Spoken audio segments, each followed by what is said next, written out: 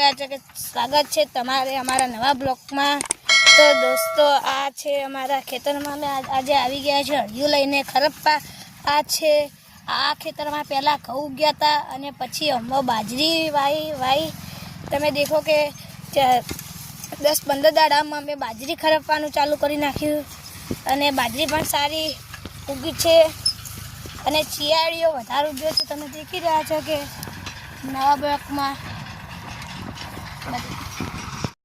तो दोस्तों आमा बे वीलू थाय छे देखो के बॉडी पण वधी जाए अने जिममा जवानी ना पड़े बे वीलू काम थाय छे हळिયું पण हकाई जाए बॉडी पण बनी जाए।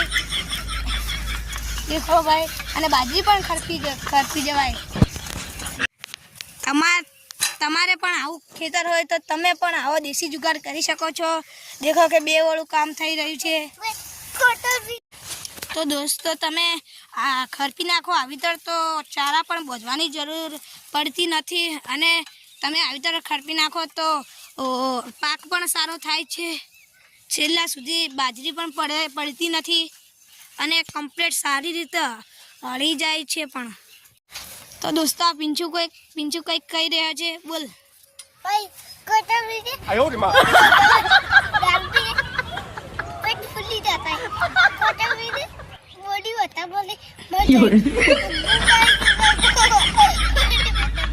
दोस्तों पिंचू एम कही रह्यो छे के दारू पीवाथी पेट फूली जाए अने कोटा पीवाथी बॉडी वधी जाय छे।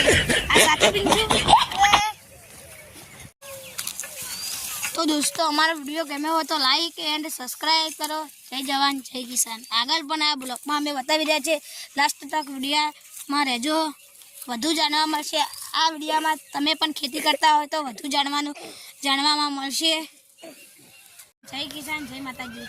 તો અમે આ વિડીયો બધા જ રિયલ બનાવી રહ્યા છે અમે કોઈ ફેક વિડીયો નથી બનાવતા। તમે દેખી રહ્યા છો કે આ ખેતરમાં ઘઉં ઉગ્યા હતા અને ઘઉંમાં જ અમે બાજરી ઉગાડી છે। દેખો ના મનાતું હોય તો આ ઘઉંના ઠૂંઠા છે।